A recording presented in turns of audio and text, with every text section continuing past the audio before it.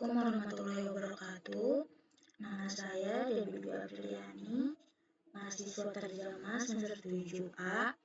Di sini saya akan menjelaskan mengenai kritik terjemahan pada berita Arab BBC News Arabic.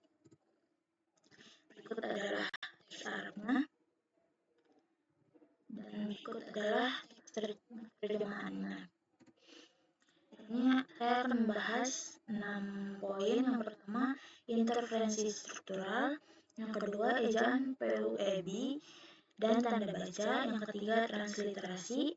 Yang keempat, register. Yang kelima, kesalahan makna. Dan yang keenam, saran terjemahan. Yang pertama adalah interferensi struktural. Penggunaan kata penghubung yang dalam bahasa Arab alladzi atau allati secara berulang pada beberapa klausa dalam satu kalimat menunjukkan bahwa penerjemah mempertahankan pola sintaksis bahasa Arab tanpa melakukan adaptasi ke kaidah bahasa Indonesia yang lebih ekonomis. Yang kedua adalah ejaan PUEB dan tanda baca.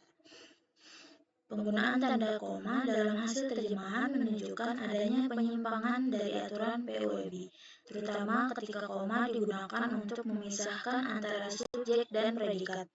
Dalam kaidah EBI, tanda koma tidak boleh diletakkan di antara unsur pokok kalimat karena akan mengganggu hubungan gramatikal antara subjek dan predikat.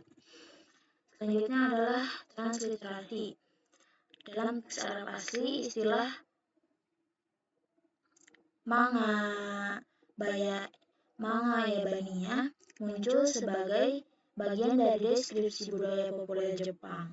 Secara teknis, istilah tersebut bisa ditransliterasi sebagai manga yabaniyah, tetapi karena manga merupakan istilah Jepang yang sudah mapan secara global, maka tidak perlu melakukan transliterasi Arab Latin. Selanjutnya adalah poin register.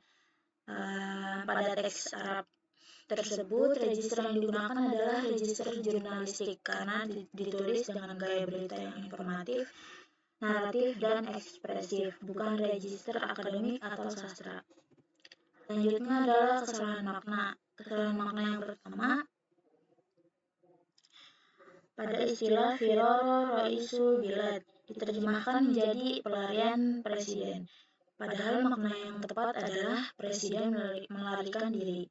Kesalahan yang kedua adalah kesalahan makna yang terlihat pada terjemahan al-manbudhin menjadi orang terbuang, sedangkan dalam bahasa Arab istilah tersebut lebih tepat dipahami sebagai orang yang dikucilkan atau orang terpinggirkan. Terjemahan orang terbuang memberi kesan kasar dan tidak netral. Lalu kesalahan yang ketiga, istilah seperti menggoyang para pemimpin sebagai terjemahan dari hazawa qodah menimbulkan kesan fisik, padahal maksudnya adalah mengguncang kepemimpinan. Berikut adalah saran terjemahannya. Dewan redaksi surat kabar tersebut membahas protes generasi muda yang melanda sejumlah negara di dunia dengan tuntutan perubahan politik. Sebagian berhasil mencapai hasil seperti di Madagaskar yang berujung pada kaburnya Presiden Andry Rajoelina.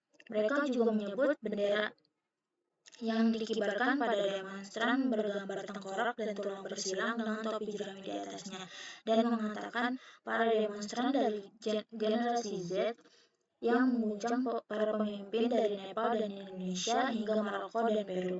Kini Madagaskar berkumpul di bawah gambar yang sama, diambil dari manga Jepang yang menggambarkan kelompok orang terpinggirkan yang melawan sistem korup dan represif. Sekian penjelasan dari saya. Kurang lebihnya mohon maaf. Wassalamualaikum warahmatullahi wabarakatuh.